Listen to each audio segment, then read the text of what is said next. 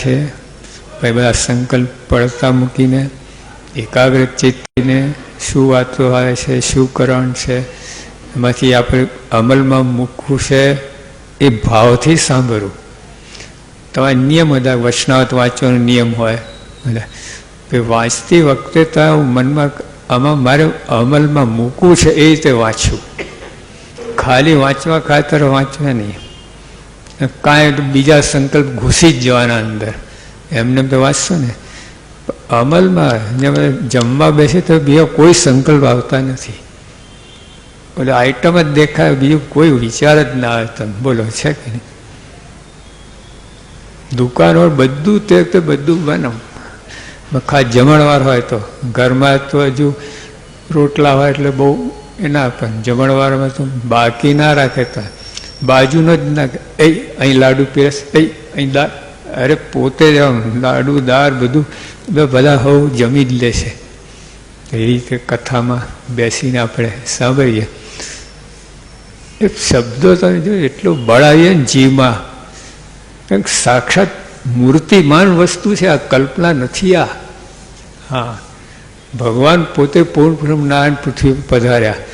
આખી આ વિશ્વમાં, દુનિયામાં, બ્રહ્માંડોમાં બધામાં જે વ્યાપક છે જે ભગવાન, હા, એના વૈરાટ બ્રહ્મા પણ પોતાની ક્રિયા કરવા સમર્થ ના થયો. આખું બ્રહ્માંડની રચના થઈ ગઈ, અંદર વૈરાટનો જીવ પણ આવી ગયો અંદર, પણ કંઈક ફરી ના શક્યા.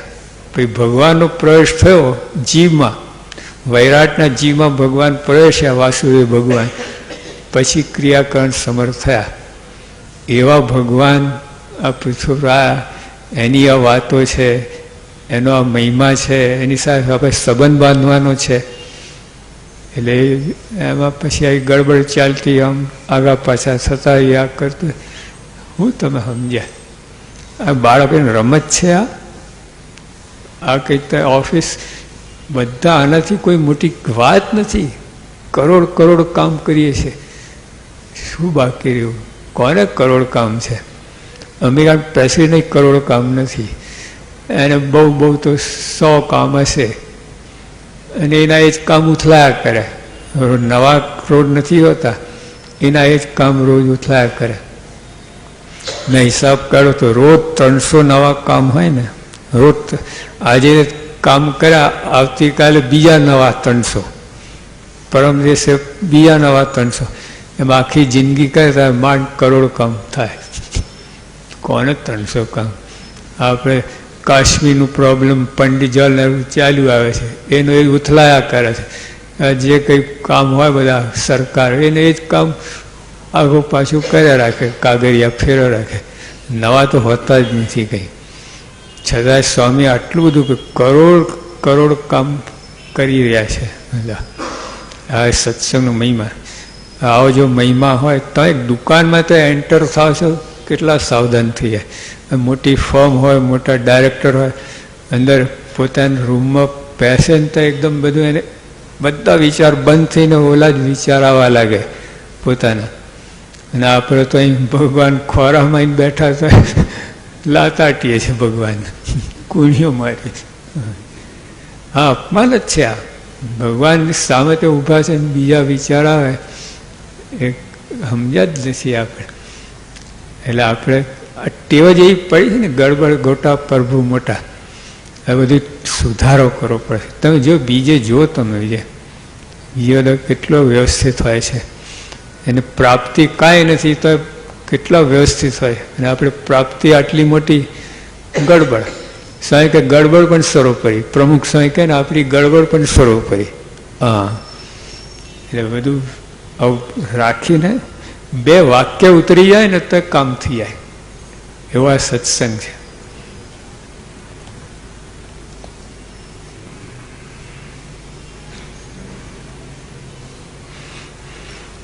એટલે અહીંયા હવે જો તમે ઘઉં 2 કિલો ઘઉં વીણો તો બ્રહ્માંડનું રાજ મળે. આપણે બ્રહ્માંડનું રાજ જવા દો, એમાં કંઈ સમજ પડે એવું નથી, પણ લાખ રૂપિયા મળે.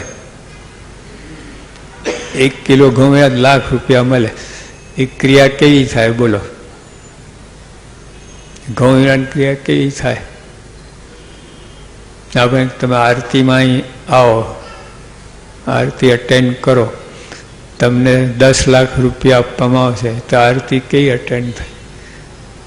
અરે 4:15 વાગે વિચાર શરૂ થઈ જાય. તો 4:15 વાગે 6:45 આરતી પહોંચી જવાનું, એનું જ રટન થવા લાગે. કેમ? 10 લાખ.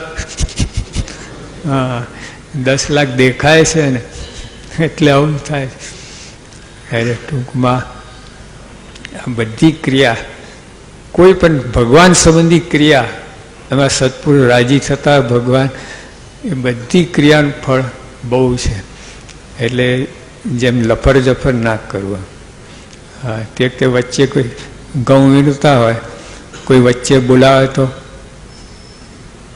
હમણાં નહીં લો, એમાં કેવું મંડી જાય. અત્યારે દુકાનમાં જ ગ્રાહકો આવે ને પછી તે દુકાન બંધ કરવા જતા હોય, તે વખતે 10 ગ્રાહક અહીંનું બંધ, બધા ઇમ્પોર્ટન્ટ ગ્રાહક તમને લાગે, બધા શું કરો?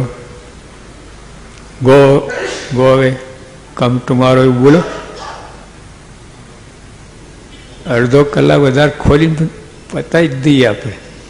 હા, તો આ બધી ક્રિયાનો મહિમા છે આપણે. તો ભગવાન સંબંધી ક્રિયા પહેલેથી ગડબડ જ, આપણે we are brought up that way. શરૂઆત આપણે ઘરમાં બધી એ રીતે ગડબડ ચાલુ, તો અત્યારે પછી એ જ ટેવ પડી હોય એટલે અહીંયા ગડબડ ચાલ્યા કરે. મહારાજે કોઈ જેવો વ્યવહારમાં હોય ને એવો સત્સંગમાં હોય. વ્યવહારમાં ગડબડ હોય તો અહીંયા ગડબડ ચાલે બધી એની. વ્યવહારમાં પ્રમાણિક હોય તો અહીંયા પ્રમાણિક, નહીં તો અહીંયા સાધનામાં ભગવાનને છેતરે, ઉલ્લુ બનાવવા જાય, આવું થાય. હા.